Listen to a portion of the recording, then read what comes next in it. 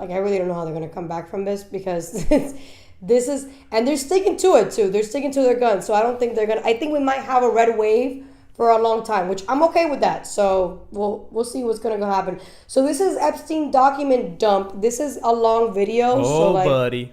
Yeah, like, I got a lot to say about this. This is a long video, so we are going to be cutting in and going out, because it is dense. And this is like nothing. They gave Pam Bondi and Cash Patel a lot of shit for not giving more information. But it's like, I mean, come on, bro. What do you expect? Honestly, like, what did you expect? Like a whole list of like, come on. People are so full of shit. But that guy we just saw right now, his name is Karine. Who's Karine Jean-Pierre? That's no, Karine Jean-Pierre is the speaker that was there before this white girl. Oh, okay. The black pretty lesbian. She's really pretty. How do you know she's lesbian? Stupid. She cited countless of times that she's lesbian. Okay. Yeah. Here we go. Yeah. Oh man, this right here. They've been trying to put this under the rug so bad, bro. It's crazy. I mean, I don't know what's gonna happen from this, but I mean, it definitely allows us to have some type of transparency. Yeah, I mean, it's something better than nothing. It's the beginning of something. Little nuggets. Here you go. These little nuggets. Yeah, because I mean, all it takes, it's like a domino effect, right? All it takes is just tip one, and then the rest will fall. It's gonna take time, you know. I mean, a lot of truth has come out ever since the whole Epstein. Well, it really started with the email leaks from Hillary Clinton. That's when I think truth really started to come out. That was during Pizzagate. The whole Pizzagate thing, yeah, right? That was during Pizzagate, and then that got buried. Like, yeah, well, they tried, got buried, and it came back up with the Epstein thing because there was a connection there. Because Bill Clinton was going to Ireland multiple times, over 10 times. He was really close friends with Epstein, so that there's a connection there for sure. She went too. Hillary went too, but not as much as he did, but she still went. But let's take a look at this, and we'll chive in between sessions here. The first batch of Epstein files have been released by the Department of Justice, and we have just quickly reviewed them. We're going to let you know what is revealed, what isn't, where this can go from here. Welcome to Sidebar, presented by Law and Crime. Sidebar. They're really awesome, by the way. For anybody who likes Law and Order, like me. Right. What a day. What a day. As you can tell, this is kind of an emergency sidebar. I'm not on set. We didn't know when this was going to happen. We were waiting all day for the release of these Jeffrey Epstein files, and they are out here. Now, to be clear, this is potentially only a fraction of what could come out. Oh, for sure. And we're going to go over this for you so you don't have to do it yourself. And a little fair warning here, it doesn't appear from our initial review that there's anything, bombshell or revolutionary, or here's the Epstein list of everybody who was involved in this potential wrongdoing. I want to be clear about that. But there's a reason for that, because it was expected, after litigation and FOIA requests and the trial of Ghislaine Maxwell, Jeffrey Epstein's accomplice, who was convicted of federal sex crimes charges and was sentenced. Which, by the way, they have a lid on that. We have heard nothing from Ghislaine at all, or Ghislaine, however you say that. However you say her name, yeah. Because realistically, after he went down, she took over. Yeah. And realistically, they say that she's actually the head. It wasn't him. He just facilitated everything. He had the connections, but she was the mastermind of the operations. Yeah. Well, she only got 20 years, which is insane. Deep. The thing is that she has a lot of dirt on a lot of very, very important people. That's why there's a lid on this. It's the 20 years in prison. A lot of this material has already come out. Flight logs, manifests, address book. However, it is fascinating to see what was released here. And of course, Jeffrey Epstein was the disgraced financier, convicted sex offender, who ended up dying in prison while awaiting trial on federal sex trafficking charges. But the first thing we got to talk about is the statement that was released allegedly by the Department of Justice when they released all these files. And it reads, today, Attorney General Pamela Bondi, in conjunction with the Federal Bureau of Investigation, FBI, declassified and publicly released files related to convicted sex offender Jeffrey Epstein and his sexual exploitation of over 250 underage girls And that's the ones that we know about. Yeah, man. 250. Do you understand that that's an astronomical number? And that's not even all of them. For sure, that's not all of them. Yeah. The list, okay, so the list is definitely a means to an end, but really what it is it comes down to what they were doing in that island. Mm-hmm. What was really going on over there? Yeah. At his homes in New York and Florida, among other locations. The first phase of declassified files largely contains documents that have been previously leaked but never released in a formal capacity by the U.S. government. Quote, this Department of Justice is following through on President Trump's commitment to transparency and lifting the veil on the disgusting actions of Jeffrey Epstein and his co-conspirators, said Attorney General Pamela Bondi. The first phase of files released today sheds light on Epstein's extensive network and begins to provide the public with long overdue accountability. The FBI is entering a new era, one that will be defined by integrity, accountability, and the unwavering pursuit of justice. This is from FBI Director Kash Patel, the new FBI Director. There will be no cover-ups, no How long do the directors stay in that position? 10 years. 10 years? Yeah. Okay. Rick, what's his last? What was his name? Ray. I forgot his first name. I know his last name is Ray. He was supposed to do 10 years, but he only served 8, I believe it was, because Trump pretty much forced him to resign to not get fired in order to put Kash Patel. But Kash Patel was supposed to stick to the 10-year term. Yeah, I really hope Mr. Patel really puts on his batteries, or se pone la pila, how we Cubans say, and really gets to work on that department, because it's so corrupted. It is so just out of touch with the needs of the people. Oh, that's nothing. Wait until you get into what they actually found out. What about the CIA though? Are they? The CIA is gonna be. That's another one. Yeah. We have to find that one. Okay, we'll get to that. Let's continue this. There's actually a video that I actually want to add onto this list if we have time. I'm ready. Missing documents and no stone left unturned, and anyone from the prior or current bureau who undermines this will be swiftly pursued. If there are gaps, we will find them. If records have been hidden, we will uncover them, and we will bring everything we find to the DOJ to be fully assessed and transparently disseminated to the American people as it should be. The oath we take is to the Constitution, and under my leadership, the promise will be upheld without compromise. Right, it goes on to say, Attorney General... So that's Kash Patel saying that. Just to clue people in, Kash Patel is the leader of the FBI right now, and he literally admits that the FBI is under the DOJ. So for everybody who swears that the FBI is an independent organization, not really, because it has a boss and it's the Department of Justice, and the leader of the Department of Justice is Pam Bondi. So I wanted to clue anybody in on that if you didn't know that info. All right, let's go. Bondi requested the full and complete files related to Jeffrey Epstein.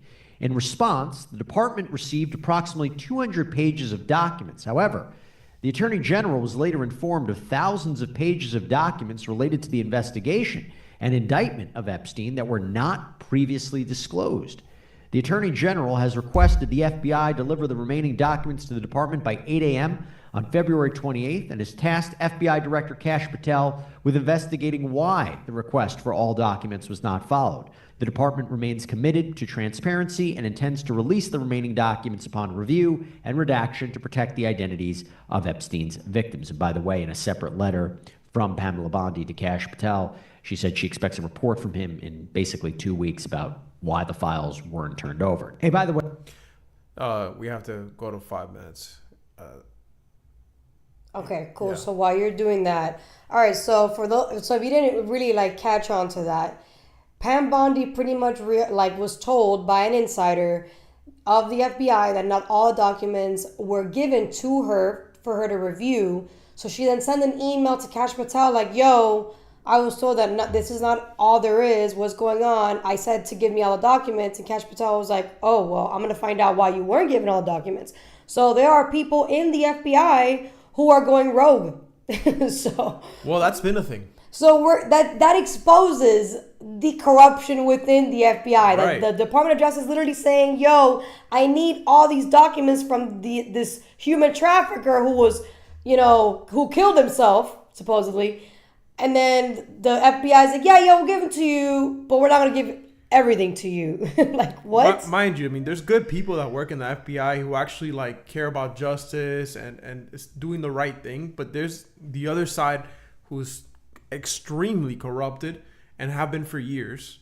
This has been happening for a very, very long time with the FBI. Not just FBI, just the alphabet letter of all these government agencies. Yeah, and I think it's because of the fact that there is no oversight, and there should be. Like, right. They've made these federal organizations independent, but right. You're not really independent because you're a federal organization. You're a federal department. Like, it should go under the executive branch. Like, there should be like oversight on all these organizations, and that's why they're calling Trump an authoritarian, because he's changing the way these organizations operate.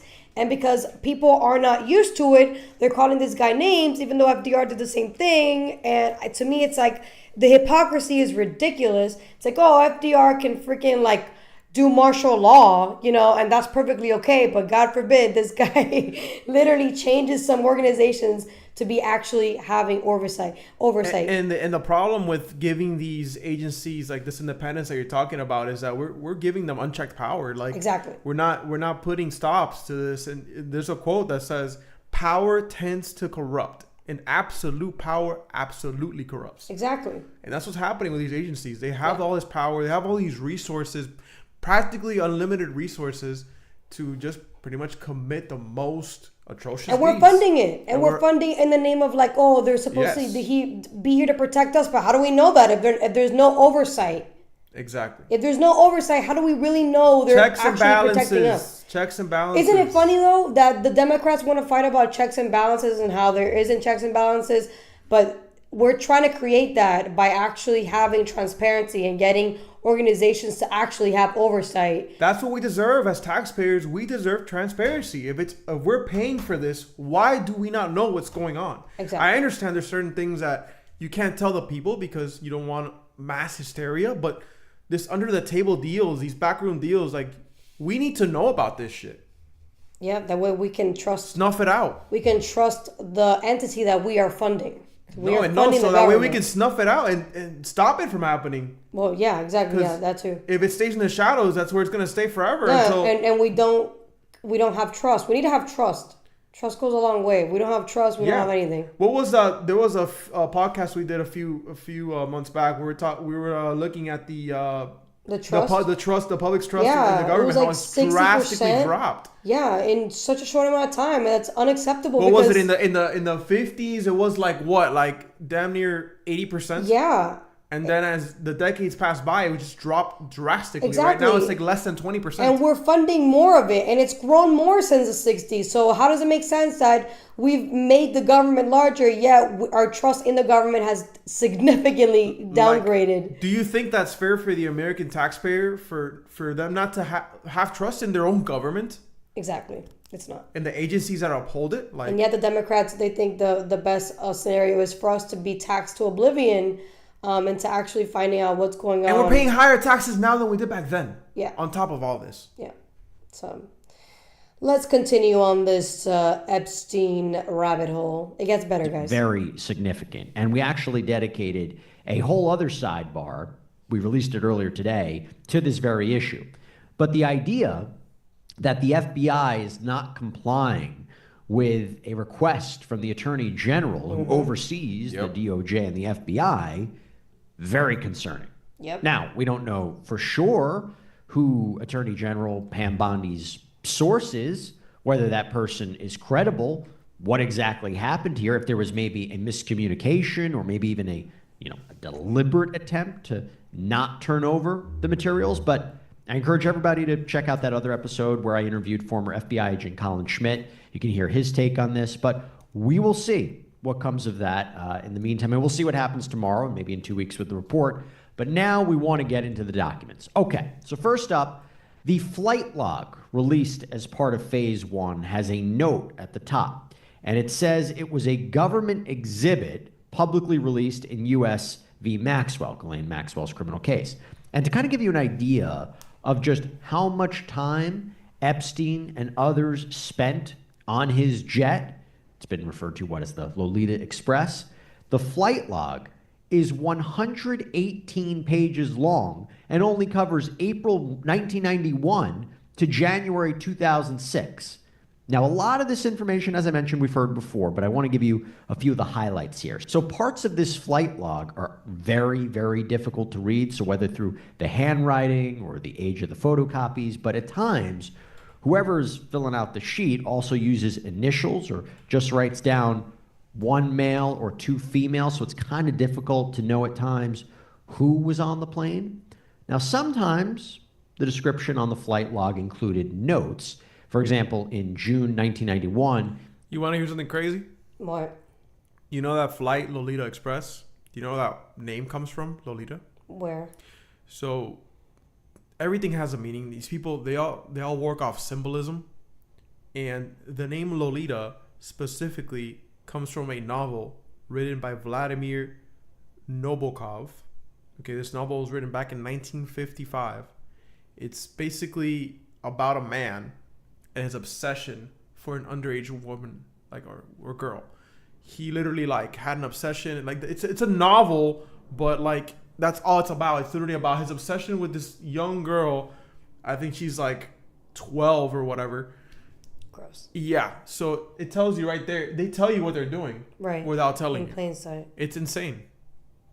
An entry appears to say, Herb, show plane to Reba McEntire plus husband.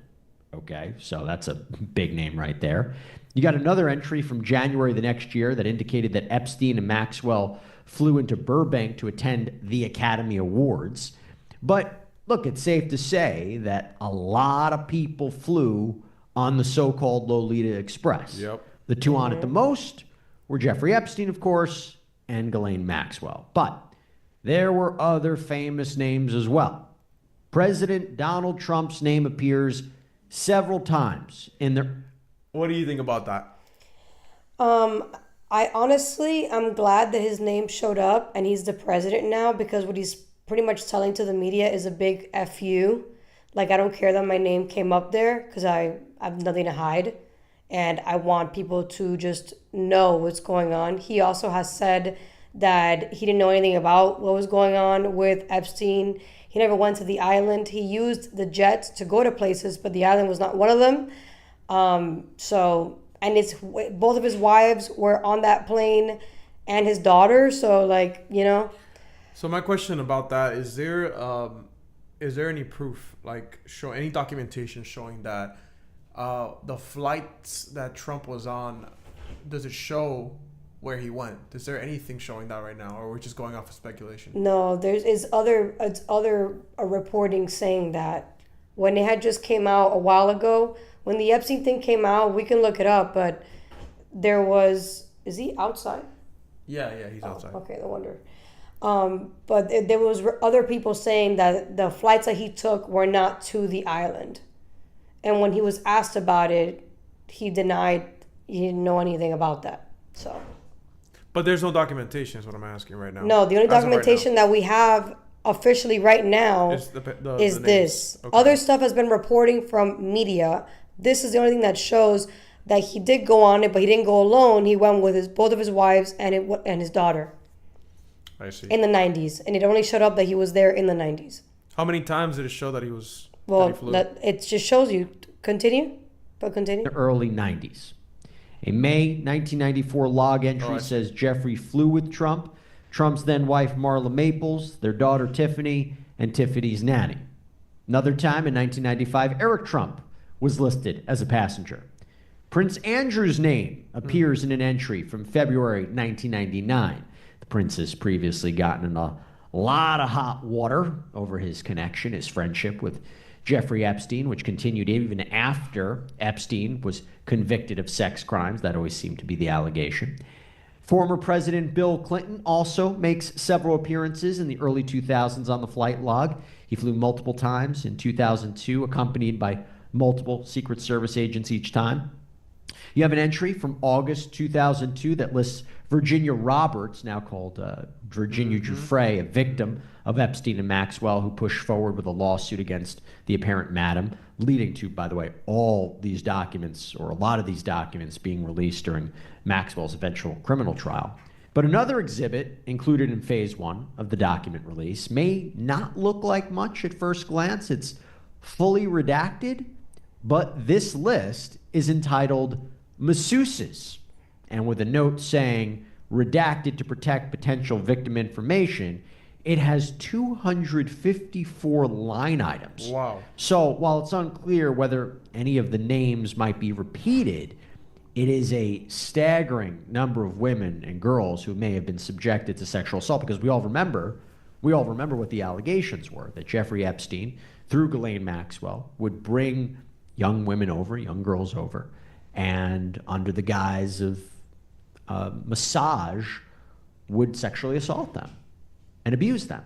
Yep. Next up, we got to talk about the contact book. So at the top of this 95-page document, it says redactions for personal contact information. And let me tell you, there are a lot of redactions in this, okay? It is basically a bunch of names. You see what I told you? All redactions. The moment you told me they're going to release this document, like, watch, they're going to redact like freaking 50% of everything. More than 50. More than probably, yeah. Like 80%. Like, how is this showing the public the truth? This is like half truth. Like a quarter. Not even yeah, right. Like, if you're gonna show the thing, show the whole. Don't be redacting anything.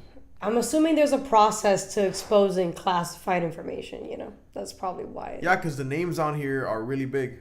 Yeah, I mean, you know.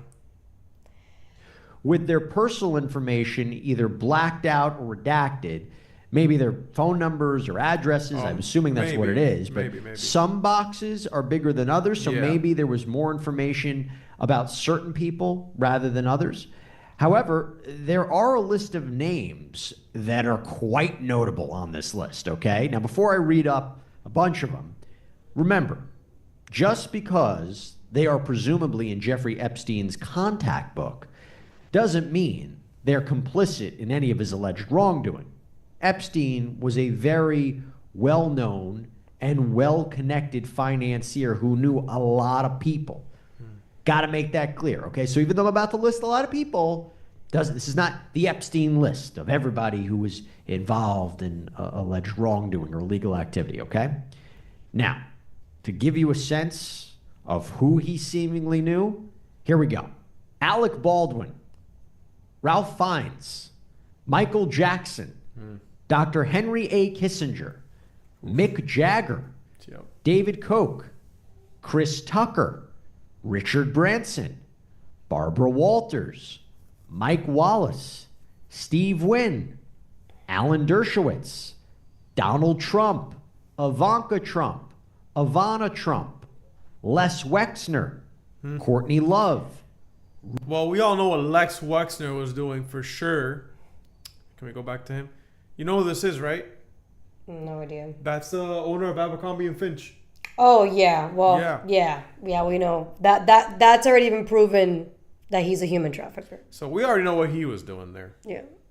Love, Rupert Murdoch, Duchess of York, Joan Rivers, Christy Turlington, Maria Shriver, Ron Silver, Janice Dickinson, Minnie Driver, David Blaine, Phil Collins, George Hamilton, Liz Hurley, Ted Kennedy Jr., Doug Lyman, Ron Burkle, Christopher Lambert, and Ghislaine Maxwell. Now, aside from these apparent actors and musicians and magicians and journalists and politicians and wealthy individuals and business leaders, there are also a plethora of other names, but you kind of get a sense of some of the more well-known people that he apparently had their contact information. And there are also contacts for properties like various Ritz-Carltons, the Aspen Club, Bel Air Hotel, Beverly Wilshire, Cipriani, the Plaza, the Pierre. I mean, we're talking luxury places here. And the last page of this document is titled Important Email Addresses. Now, I'm not sure if this was actually crafted by a prosecutor in this case or Jeffrey Epstein or somebody connected to him, but it is interesting because one is for Jeffrey Epstein and everything next to it is redacted, but in parentheses, it appears there are initials for locations like PB, seemingly for Palm Beach, NY for New York, and so forth. Ghislaine Maxwell is listed there too. There's also one for venture capitalist Joe Pagano, Ehud Barak, former Prime Minister of Israel, Jean-Luc Brunel, talk about him in a second, David Copperfield. And then this one's interesting. Next to Christopher, it seems to say French driver. It says next to this person, important witness. Again, we don't know who wrote that, but important. Now, what is interesting about some of these names, and to kind of give you some more context, is last year when a judge released Jeffrey Epstein materials, more specifically grand jury materials, pursuant to a bill signed by Florida Governor Ron DeSantis, these materials centered around when the Palm Beach Police Department opened up an investigation into Jeffrey Epstein back in 2005 and what was presented to a grand jury in 2006. So that was when the parents of a 14-year-old girl came forward accusing Jeffrey Epstein of 2006. paying her to give him a massage. Guys, The police this happened in found out 2006. that Epstein had allegedly set up a system to recruit girls to provide him massages, to sometimes engage in sexual activity. The case was brought to the state attorney's office. A grand jury was impaneled where the jurors heard all sorts of testimony from detectives, two of the alleged victims. And that grand jury ended up indicting Epstein in 2006 on felony solicitation of a prostitute. And that was it. You know, there have been long-standing arguments about this. Why didn't prosecutors pursue more aggressive charges? Why was this the only one? And of course, we know what happened, right? The Palm Beach Police Department chief and lead detective, they were partially troubled. They were particularly troubled, I should say, by this prosecution. So they referred the matter to the FBI, who then brought it to the assistant U.S. attorney. So now we're talking about the feds. Yeah, let's just stop it there. Unbelievable, bro. Yeah. Do you understand that this guy would have been in prison way earlier and would have been exposed way earlier if the local police would have done their job and they were like, no, this guy is like high level, you know, let's give it to the feds. And what do the feds do? Bury it. They freaking bury it. They do what they do best. Like, what the hell, dude? That should tell you that if your job as a local police officer should be known as one of the most important jobs, and if there is somebody that you believe is a threat to the local community, you should take care of it instead of giving it to the federal government to take care of. And then the fact that the federal government hid it is crazy. But hey, things are going to come out more. So we're going to see more firings from the FBI.